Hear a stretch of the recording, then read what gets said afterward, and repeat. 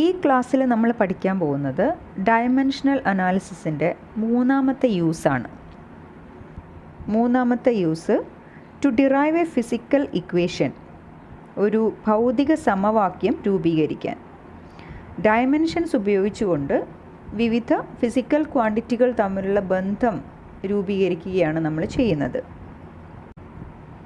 Derive N equation for the period of A simple pendulum of length L, mass m and acceleration due to gravity g.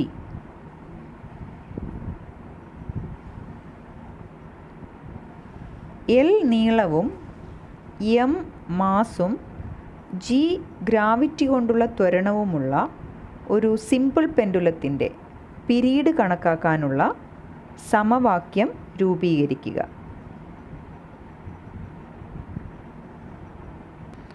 ഇതാണ് ഒരു simple pendulum. ഒരു ബോബും അത് തൂക്കിയിടാനുള്ള ഒരു വയറുമാണ് ഇതിൻ്റെ പ്രധാന ഭാഗങ്ങൾ. വയറായിട്ട് നമുക്ക് കട്ടി കൂടിയ ഒരു ത്രെഡ് ഉപയോഗിക്കാം. ബോബ് ഒരു മെറ്റൽ ബോളാണ്. ഈ സിമ്പിൾ പെൻഡുലത്തെ ഒരു പോയിന്റിൽ ഫിക്സ് ചെയ്ത് വെച്ച് അത് ഫ്രീ ആയി നിൽക്കുന്നത് കാണാം. അതിനെ നമുക്ക് ഓസിലേറ്റ് ചെയ്യാം. നമ്മൾ അതിൻ്റെ ഓസിലേഷൻ്റെ പീരീഡ് കണക്കാക്കുന്നു. ഇത് നിങ്ങൾക്ക് ലാബ് എക്സ്പെരിമെൻ്റ് ചെയ്യാനുള്ള ഒരു ടോപ്പിക്കും കൂടെയാണ്. സിമ്പിൾ പെൻഡുലത്തിൻ്റെ ഓസിലേഷൻ നമ്മൾ ക്ലോക്കിലെ പെൻഡുലം ഓസിലേറ്റ് ചെയ്യുന്നത് കണ്ടിട്ടുണ്ട്. സിമിലർ ആയിട്ടുള്ള ഓസിലേഷനാണ് സിമ്പിൾ പെൻഡുലത്തിൻ്റെ. അതിൻ്റെ ഓസിലേഷൻ നമുക്കൊന്ന് കാണാം. സിമ്പിൾ പെൻഡുലം കണ്ടോ? ഇതാണ് സിമ്പിൾ പെൻഡുലത്തിൻ്റെ മീൻ പൊസിഷൻ. ഓസിലേറ്റ് ചെയ്യാതെ റെസ്റ്റിംഗ് പൊസിഷനിൽ നിൽക്കുമ്പോൾ ഉള്ള പോയിൻ്റ് അഥവാ പൊസിഷനെയാണ് മീൻ പൊസിഷൻ എന്ന് പറയുന്നത്. ഇനി സിമ്പിൾ പെൻഡുലത്തെ നമ്മൾ ഓസിലേറ്റ് ചെയ്യിപ്പിക്കുമ്പോൾ നോക്കിക്കോളൂ, മീൻ പൊസിഷനിൽ നിന്നും ഇരുവശങ്ങളിലേക്കും ഓസിലേറ്റ് ചെയ്യുന്നത് കാണാം. ഓസിലേഷൻ മെഷർ ചെയ്യാനായിട്ട്, പീരീഡ് മെഷർ ചെയ്യാനായിട്ടുള്ള ഒരു സ്റ്റോപ്പ് ക്ലോക്കും അടുത്ത് വെച്ചിട്ടുണ്ട്. ഓസിലേറ്റ് ചെയ്യുന്ന പെൻഡുലം അതിൻ്റെ മീൻ പൊസിഷനിൽ നിന്നും ഇരുവശങ്ങളിലേക്കും ഓസിലേറ്റ് ചെയ്യുന്നത് നമ്മളിപ്പോൾ കണ്ടു. എന്താണ് സിമ്പിൾ പെൻഡുലത്തിൻ്റെ പീരീഡ്? സിമ്പിൾ പെൻഡുലം ഒരു ഓസിലേഷൻ കംപ്ലീറ്റ് ചെയ്യാൻ ആവശ്യമായ സമയത്തെയാണ് അതിൻ്റെ പീരീഡ് എന്ന് പറയുന്നത്. ഒരു ഓസിലേഷൻ നമ്മൾ കൗണ്ട് ചെയ്യുന്നത് എങ്ങനെയാണ്? മീൻ പൊസിഷനിൽ നിന്ന് സ്റ്റാർട്ട് ചെയ്ത് കഴിഞ്ഞാൽ റൈറ്റിലോട്ട് എഗെയിൻ മീൻ പൊസിഷൻ, ലെഫ്റ്റിലോട്ട് എഗെയിൻ മീൻ പൊസിഷൻ, ഒരു ഓസിലേഷൻ കംപ്ലീറ്റ് ആയി. അതായത് മീൻ പൊസിഷനിൽ നിന്ന് തുടങ്ങി റൈറ്റ് എക്സ്ട്രീം പോയിൻറ്റിലേക്ക് പോയി തിരിച്ചെത്തി, ലെഫ്റ്റ് എക്സ്ട്രീം പോയിൻറ്റിലേക്ക് പോയി തിരിച്ചെത്തി കഴിഞ്ഞാൽ ഒരു ഓസിലേഷൻ കംപ്ലീറ്റ് ആയി. ആ ഒരു ഓസിലേഷന് എത്ര സമയം അത് എടുക്കുന്നു, ആ ടൈമിനെയാണ് സിമ്പിൾ പെൻഡുലത്തിൻ്റെ പീരീഡ് എന്ന് പറയുന്നത്. നമുക്കിവിടെ ചെയ്യേണ്ടത് സിമ്പിൾ പെൻഡുലത്തിൻ്റെ പീരീഡ് കണക്കാക്കാനുള്ള ഒരു ഇക്വേഷൻ ഡെഡ്യൂസ് ചെയ്യുക എന്നുള്ളതാണ്. ഓക്കെ, ഇനി നമുക്ക് എങ്ങനെയാണ് ചെയ്യാൻ നോക്കാം. Period of simple pendulum, simple പെൻഡുലത്തിൻ്റെ പീരീഡ്, അതിന് നമുക്ക് ക്യാപിറ്റൽ ടി എന്ന് സിമ്പൽ കൊടുക്കാം. പീരീഡിന് ടി എന്ന സിമ്പൽ.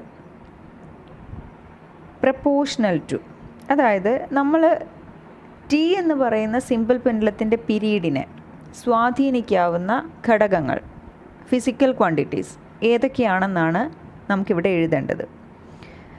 ഏതൊക്കെ കാര്യങ്ങൾക്കനുസരിച്ചാണ് പീരീഡിൽ മാറ്റം വരിക, എന്തൊക്കെ കാര്യങ്ങളാണ് ഒരു സിമ്പിൾ പെൻഡുലത്തിൻ്റെ, എന്തൊക്കെ ഫാക്ടേഴ്സാണ് അതിൻ്റെ പീരീഡിനെ സ്വാധീനിക്കുന്നത്. അതിന് വേണ്ടിയിട്ട് നമുക്കിപ്പോൾ തന്നിട്ടുള്ള വാല്യൂസ് എന്തൊക്കെയാണ് നമുക്കിവിടെ എഴുതി വയ്ക്കാം. മാസ് നമുക്ക് എം എന്ന് കാണിക്കാം. മാസിന് സിമ്പിളായിട്ട് എം എന്നെടുക്കാം. Length L, then acceleration due to gravity g. ഇത്രയും കാര്യങ്ങളാണ് നമുക്ക് തന്നിരിക്കുന്നത്.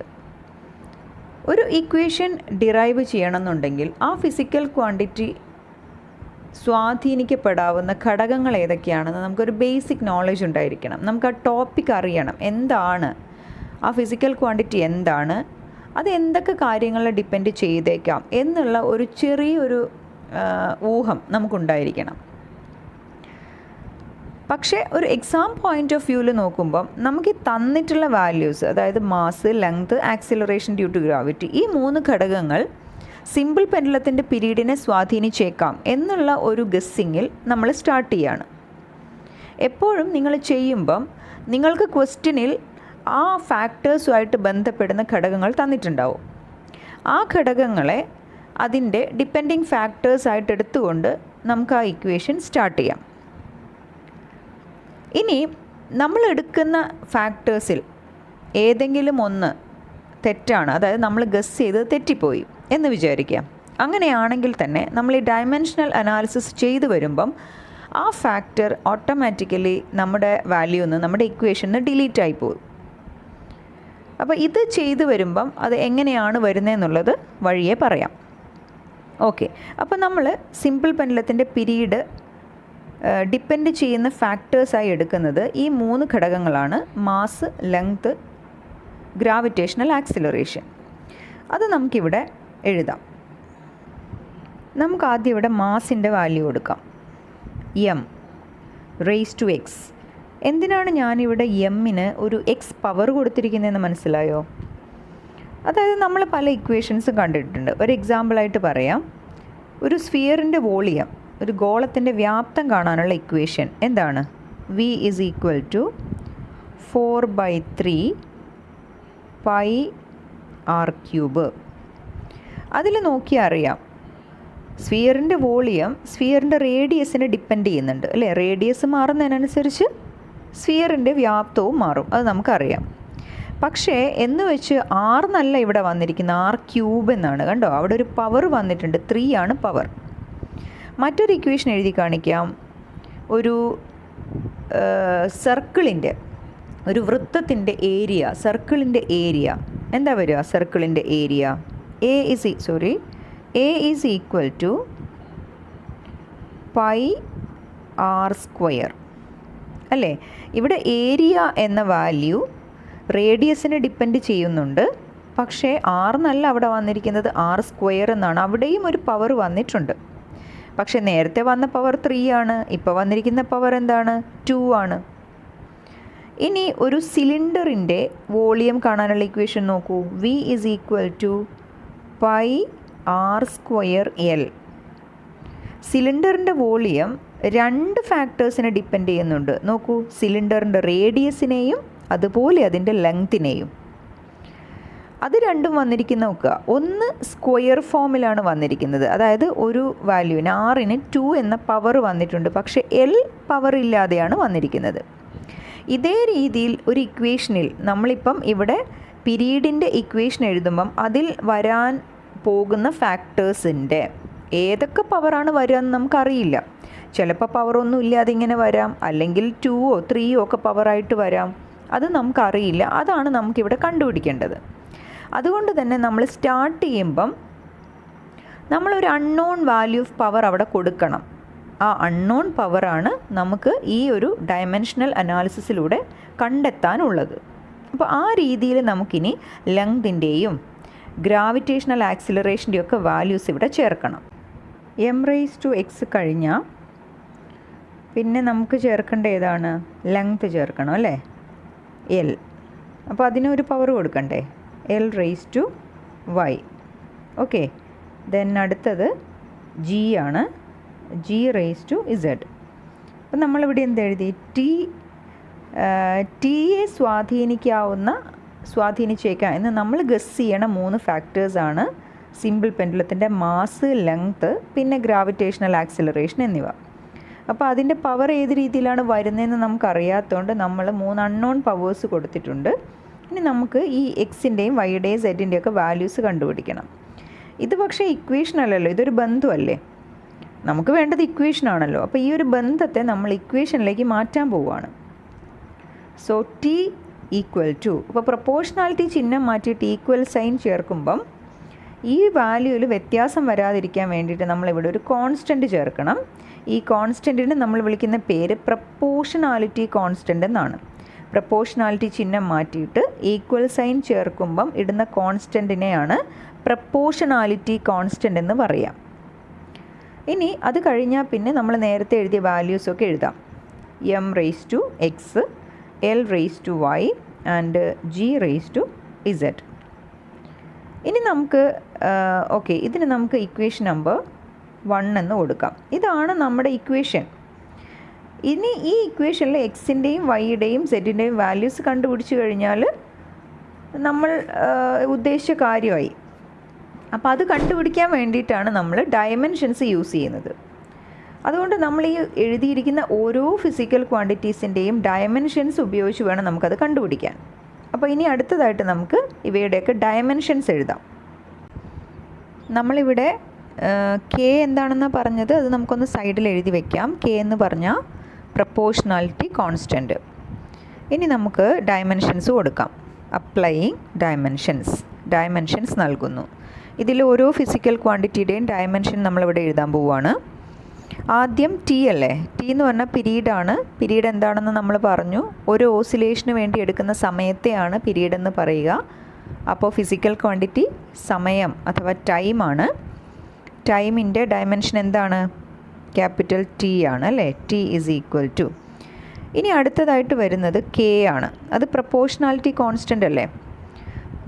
പല ഇക്വേഷൻസിലും പ്രപ്പോർഷണാലിറ്റി കോൺസ്റ്റൻറ്റ് നമ്പേഴ്സ് ആയിരിക്കും, ന്യൂമറിക്കൽ വാല്യൂസ് ആയിരിക്കും. അതിനൊന്നും കോൺസ്റ്റൻസ് ഇല്ല. ഇനി മറ്റ് ചില ഇക്വേഷൻസിൽ ഡയമെൻഷനുള്ള കോൺസ്റ്റൻസ് വരുന്നുണ്ട്.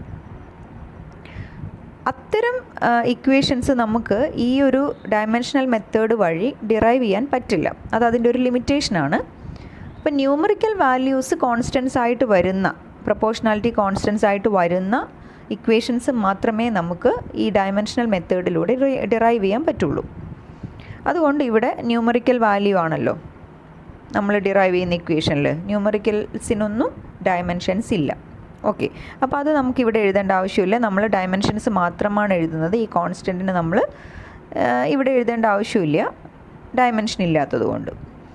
ഇനി അത് കഴിഞ്ഞിട്ട് വരുന്നത് മാസ്സാണ്. മാസിൻ്റെ ഡയമെൻഷൻ നമുക്കറിയാം, ക്യാപിറ്റൽ എം ആണ്.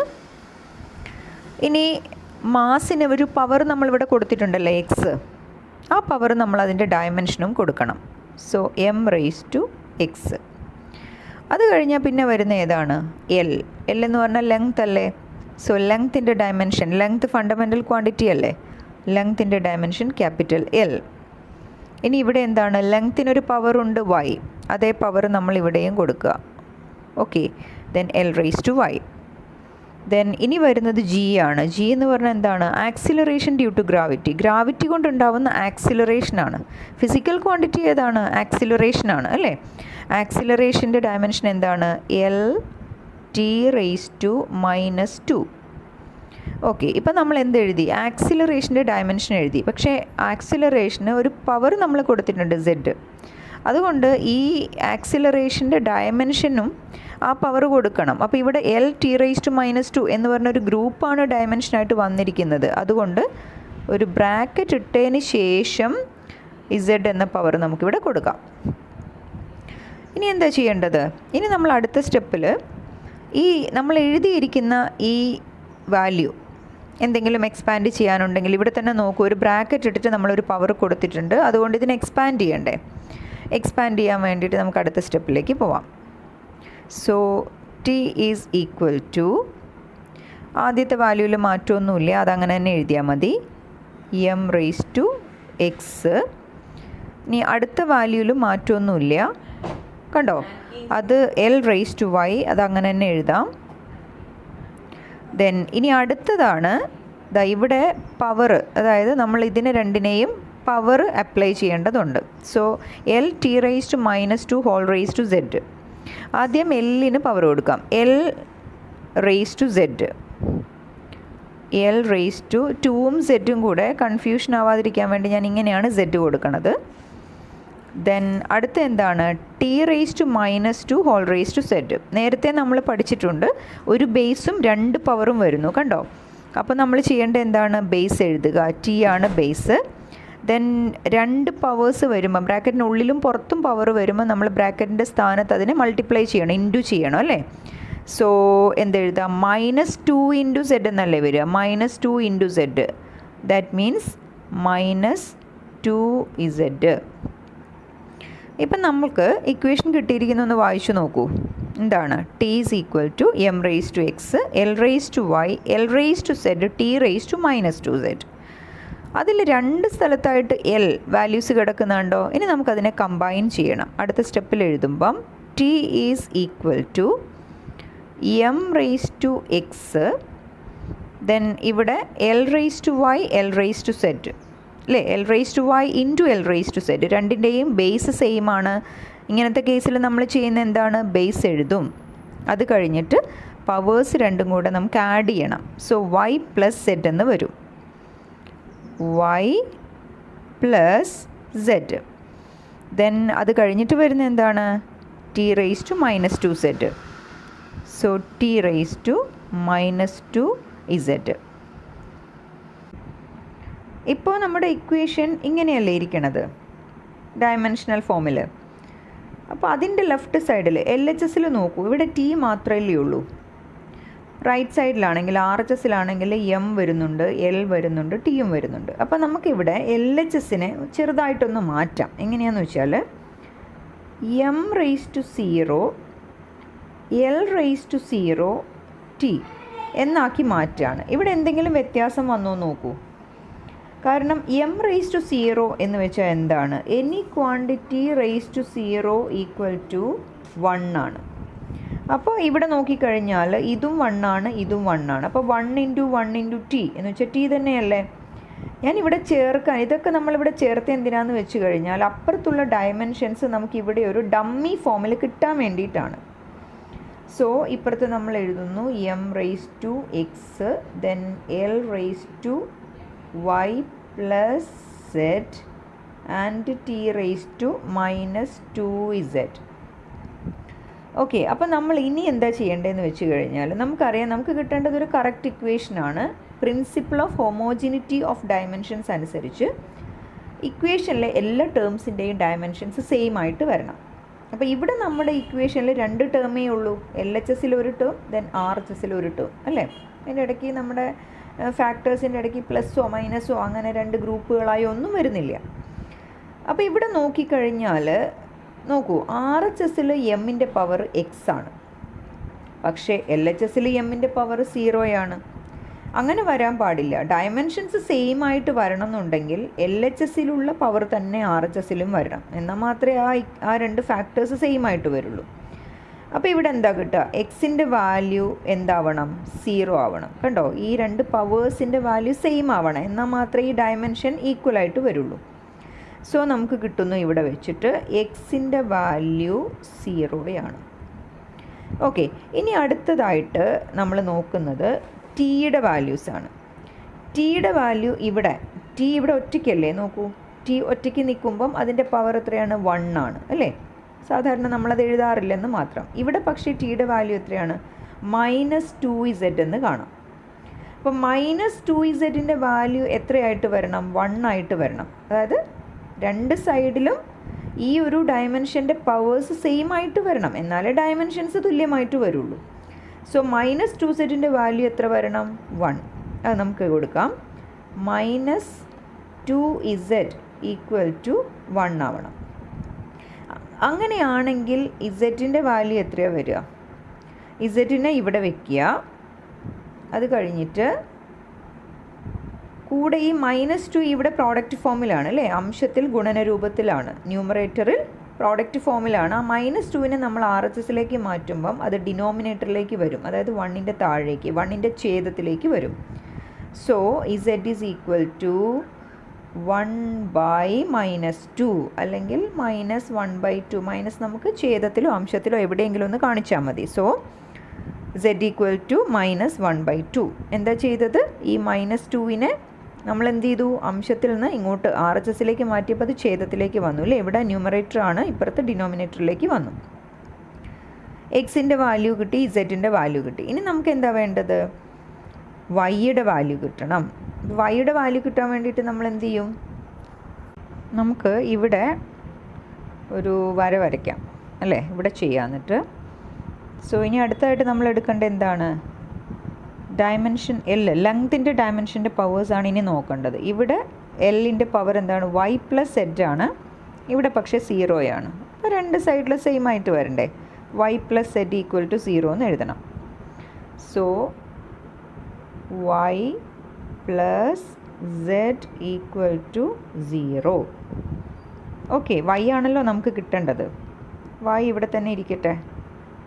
വൈ ഈക്വൽ ടു എന്ന് വെച്ചാൽ എന്താണ്? വൈനെ നമ്മൾ ഇവിടെ തന്നെ വെക്കുകയാണ്. ഈ പ്ലസ് സെറ്റിനെ ആർ എച്ച് എസിലേക്ക് മാറ്റുകയാണ്, അപ്പുറത്തേക്ക് മാറ്റുകയാണ്. ഇവിടെ പ്ലസ് സെറ്റ് അല്ലേ, സമത്തിൻ്റെ അപ്പുറത്തേക്ക് പോകുമ്പോൾ എന്താവും? മൈനസ് സെറ്റ് ആവും. നമ്മൾ പഠിച്ചതല്ലേ സ്കൂളിൽ, മൈനസ് സെറ്റ്. പക്ഷേ നമുക്ക് സെറ്റിൻ്റെ വാല്യൂ ഓൾറെഡി കിട്ടിയിട്ടുണ്ട്. സെറ്റിൻ്റെ വാല്യൂ എന്താണ്? -12 ആണ്. സോ അത് എഴുതി നോക്കിക്കഴിഞ്ഞാൽ y ഈസ് ഈക്വൽ ടു, ഈ മൈനസ് ഞാൻ ഇവിടേക്ക് എഴുതുവാണ്, ശ്രദ്ധിക്കണം. ഈ മൈനസ് ഇങ്ങോട്ട് എഴുതുന്നു, മൈനസ്, അത് കഴിഞ്ഞിട്ട് സെറ്റിൻ്റെ വാല്യൂ എഴുതുന്നു. സെറ്റിൻ്റെ വാല്യൂ എന്താണ്? -12. അപ്പോൾ ഇവിടെ ഒരു മൈനസ് ഉണ്ട്, ശ്രദ്ധിക്കണം, അത് -12. So minus of -12. ഓക്കെ, നിങ്ങൾക്കറിയാം മൈനസ് ഇൻറ്റു മൈനസ് വന്നു കഴിഞ്ഞാൽ അത് എന്താവും? പ്ലസ് ആവും അല്ലേ? മൈനസ് ഇൻറ്റു മൈനസ് പ്ലസ് ആണ്. സോ വൈയുടെ വാല്യൂ വരുന്നത് എന്താണ്? y is equal to 12. ഇപ്പം നമുക്ക് എല്ലാ വാല്യൂസും കിട്ടി കണ്ടോ? എക്സിൻ്റെ വാല്യൂ കിട്ടി, ഇസഡിൻ്റെ വാല്യൂ കിട്ടി, വൈയുടെ വാല്യൂവും കിട്ടി. ഇനി നമുക്ക് കിട്ടിയ എക്സ് വൈ സെഡ് ഈ വാല്യൂസ് നമ്മൾ ആദ്യം എഴുതിയിരിക്കുന്ന ഇക്വേഷൻ നമ്പർ 1 ഇല്ലേ, അതിൽ ഈ എക്സ് വൈ സെഡിൻ്റെ സ്ഥാനത്ത് കൊടുക്കണം. എന്നിട്ട് നമുക്കൊന്ന് എഴുതി നോക്കാം. T equal to K into M raise to X അല്ലേ? എക്സിൻ്റെ വാല്യൂ നമുക്ക് എത്രയപ്പോൾ കിട്ടിയിരിക്കുന്നത്? 0. എക്സിൻ്റെ വാല്യൂ 0 നമുക്ക് കിട്ടിയിരിക്കുന്നത്. അത് കഴിഞ്ഞിട്ട് എൽ റേസ് ടു വൈ അല്ലേ? വൈ അല്ലേ പവർ? വൈയുടെ വാല്യൂ കിട്ടിയിരിക്കുന്നത് എത്രയാണ്? 1/2. സോ ഇവിടെ നമ്മൾ എന്ത് ചെയ്യണം? L raise to 1/2. Then G raise to Z ആണ് നമ്മൾ നേരത്തെ എഴുതിയിരിക്കുന്ന പവർ. ഇസഡിൻ്റെ വാല്യൂ നമുക്കിപ്പോൾ കിട്ടിയിരിക്കുന്ന -12 എന്നാണ്. അതിവിടെ കൊടുക്കാം. G raise to -12. ഇങ്ങനെയായി നമ്മുടെ ഇക്വേഷൻ. ഇനി എം റേസ് ടു 0 അല്ലേ? എം റേസ് ടു 0 എന്ന് കാണാം. എം റേസ് ടു 0 എന്ന് പറഞ്ഞാൽ എത്രയാണ്? 1 ആണ്. Any quantity raise to 0 equal to 1. ഏതൊരു വാല്യൂവിൻ്റെയും പവർ 0 ആയിക്കഴിഞ്ഞാൽ അത് 1ന് തുല്യമാണ്. ഇനി നമുക്കിതിനെ അടുത്ത സ്റ്റെപ്പിലേക്ക് എഴുതാം. T is equal to K into, നമ്മൾ പറഞ്ഞു എം റേസ് ടു 0 1 ആണ്, അതുകൊണ്ട് അതിവിടെ എഴുതേണ്ട ആവശ്യമില്ല അല്ലേ? ദെൻ പിന്നെന്താ വരുന്നത്? L raise to 1/2. പിന്നെ അടുത്തതായിട്ട് വരുന്നത് ജി റേസ് ടു -12 എന്നാണ്. അപ്പോൾ ഈ ന്യൂമറേറ്ററിലുള്ള ജി റേസ് ടു -12നെ നമുക്ക് ഡിനോമിനേറ്ററിലേക്ക് എടുക്കാം. അതായത് അംശത്തിലുള്ള ഈ വാല്യൂവിനെ ഛേദത്തിലേക്ക് എടുക്കാം. നമ്മൾ പഠിച്ചതാണ്, ഡയമെൻഷൻസ് പഠിച്ചപ്പോൾ നമ്മൾ പഠിച്ചതാണ്, പൊസിഷൻ മാറ്റുമ്പം, അതായത് ഈ വാല്യൂ അംശത്തിൽ നിന്ന് ഛേദത്തിലേക്ക് കൊണ്ടുപോകുമ്പം, ഡിനോമിനേറ്ററിലേക്ക് കൊണ്ടുപോകുമ്പോൾ നമ്മൾ എന്ത് ചെയ്യണം? ബേസ് അതുപോലെ തന്നെ എഴുതിയാൽ മതി. അപ്പോൾ divided by G raise to, base അതുപോലെ തന്നെ എഴുതി. പിന്നെ ചെയ്യേണ്ടത് പവർ ഇവിടെ -12 ആണ്, അത് താഴേക്ക് എഴുതുമ്പം പവറിൻ്റെ സൈൻ ചേഞ്ച് ചെയ്ത് എഴുതണം, പവറിൻ്റെ ചിഹ്നം മാറ്റി എഴുതണം. സോ മുകളിൽ -12 അല്ലേ, താഴെ വരുമ്പോൾ എന്ത് വരും? 1/2, ജി റേസ് ടു 1/2. ഇനി നോക്കൂ, ഇവിടെ നമുക്ക് സൈഡിൽ എഴുതി വയ്ക്കാം. നമുക്കിവിടെ L raise to 1/2, G raise to 1/2 എന്നൊക്കെ വന്നിട്ടുണ്ട് അല്ലേ? ഏത് ക്വാണ്ടിറ്റിയുടെയും പവർ 1/2 വന്നു കഴിഞ്ഞാൽ അത് റൂട്ട് ഓഫ് ദാറ്റ് ക്വാണ്ടിറ്റിയാണ്. പവർ 1/2 എന്ന് എഴുതുന്നതും, പവർ 1/2 എന്ന് എഴുതുന്നതും റൂട്ടിനുള്ളിൽ എഴുതുന്നതും, അതായത് റൂട്ട് വാല്യൂ എഴുതുന്നതും സെയിം ആണ്. സ്ക്വയർ റൂട്ടായിട്ട് എഴുതുന്നത് സെയിം തന്നെയാണ്. That means L raise to 1/2 എന്ന് പറഞ്ഞു കഴിഞ്ഞാൽ സ്ക്വയർ റൂട്ട് ഓഫ് എൽ എന്നാണ് അർത്ഥം. അതേപോലെ ജി റേസ് ടു 1/2 എന്ന് പറഞ്ഞാൽ എന്താ വാല്യൂ? Root G. ഇനി നമുക്കതിവിടെ എഴുതാം. Equal to K into, then L raise to 1/2 എന്നുള്ളതിന് പകരം root L divided by again G raise to 1/2 എന്നുള്ളതിന് പകരം റൂട്ട് ജി. അപ്പോൾ ഇത് നമുക്കൊന്നും കൂടെ മാറ്റി എഴുതുമ്പം T is equal to K into, താഴെയും മുകളിൽ റൂട്ട് വരുന്നില്ലേ, അപ്പോൾ നമുക്കൊരു കാര്യം ചെയ്യാം, ഒരു കോമൺ ആയിട്ട് ഒറ്റ റൂട്ടം കൊടുക്കാം. എന്നിട്ട് ന്യൂമറേറ്ററിൽ അംശത്തിൽ എല്ലും ഛേദത്തിൽ ഡിനോമിനേറ്ററിൽ ജി എഴുതാം. L/G. ഇതാണ് നമ്മുടെ ഇക്വേഷൻ. അതായത് സിമ്പിൾ പെൻഡുലത്തിൻ്റെ പീരീഡിൻ്റെ ഇക്വേഷനാണ് T = K × √L/G. നിങ്ങളൊരു കാര്യം ശ്രദ്ധിച്ചോ, നമ്മൾ ആദ്യം എടുത്തപ്പം ഇക്വേഷനിൽ മാസ് ഉണ്ടായിരുന്നു, കണ്ടോ? m⁻x എന്ന് നമ്മൾ വാല്യൂ കൊടുത്ത് ആദ്യം എഴുതിയിരുന്നു. പക്ഷേ ചെയ്ത് ഡയമെൻഷൻസ് ഉപയോഗിച്ച് ആ ഒരു അനാലിസിസ് ചെയ്ത് വന്നപ്പോഴത്തേക്ക് നമുക്ക് എക്സിൻ്റെ വാല്യൂ 0 എന്ന് കിട്ടി. എക്സിൻ്റെ 0 വാല്യൂ നമ്മളിവിടെ കൊടുത്തപ്പോഴത്തേക്കും m⁻0 1 ആയി. പിന്നെ മാസിൻ്റെ ആ ഒരു ആ ഒരു ഫാക്ടർ അങ്ങ് വാനിഷ് ആയിപ്പോയി. അതായത് പിന്നെ വരുന്ന ഇക്വേഷനിലൊന്നും മാസ് വരുന്നില്ല. അതിൻ്റെ അർത്ഥം നമ്മൾ ആദ്യം സിമ്പിൾ പെൻഡുലത്തിൻ്റെ പീരീഡിനെ അഫക്റ്റ് ചെയ്തേക്കാം, അല്ലെങ്കിൽ അതിനെ ഡിപ്പെൻഡ് ചെയ്തേക്കാം എന്ന് നമ്മൾ നമ്മൾ ഗസ് ചെയ്ത 3 ഫാക്ടേഴ്സിൽ ഏതൊക്കെയായിരുന്നു 3 factors? Mass, length, gravitational acceleration. അതിൽ നമ്മുടെ ഗസ്സിങ്ങിൽ മാസ് തെറ്റായിരുന്നു. അതായത് സിമ്പിൾ പെൻഡുലത്തിൻ്റെ പീരീഡ് മാസിനെ ഡിപ്പെൻഡ് ചെയ്യുന്നില്ല. പക്ഷേ നമ്മളത് ഗസ് ചെയ്തപ്പോൾ നമ്മുടെ ആ ഒരു തെറ്റായ ഫാക്ടർ ഓട്ടോമാറ്റിക്കലി ഞാൻ ആദ്യം പറഞ്ഞതുപോലെ ഇക്വേഷനിൽ നിന്ന് ഡിലീറ്റ് ആയിപ്പോയി, കണ്ടോ? പിന്നെ നമുക്ക് വരുന്ന ഇക്വേഷനിൽ ലെങ്ത്തും ഗ്രാവിറ്റേഷണൽ ആക്സിലറേഷനും മാത്രമേ ഉള്ളൂ. അപ്പോൾ അതിൻ്റെ ഒരു പോസിറ്റീവായിട്ടുള്ള ആസ്പെക്റ്റാണ്. അതായത് നമ്മളുടെ ഗസ്സിങ് ഒരു മിസ്റ്റേക്ക് വന്നാലും, ഒരു ഫാക്ടർ നമ്മൾ ഗസ് ചെയ്ത് തെറ്റിപ്പോയാലും കുഴപ്പമില്ല, അത് ആ ഒരു ഡയമെൻഷണൽ അനാലിസിസ് പ്രോസസ്സിൽ നിന്ന് ഓട്ടോമാറ്റിക്കായിട്ട് ഡിലീറ്റായി പോയിക്കോളും. അപ്പോൾ നമുക്കിവിടെ വന്നിരിക്കുന്ന സിമ്പിൾ പെൻഡുലത്തിൻ്റെ പീരീഡിൻ്റെ ഇക്വേഷനിൽ ലെങ്ത്തും ഗ്രാവിറ്റേഷണലും മാത്രമായിട്ട് വന്നിരിക്കുവാണ്, ഗ്രാവിറ്റേഷണൽ ആക്സിലറേഷനും മാത്രമായിട്ട് വന്നിരിക്കുവാണ്. ആൻഡ് നമുക്ക് കിട്ടിയ ഇക്വേഷൻ T = K × √L/G.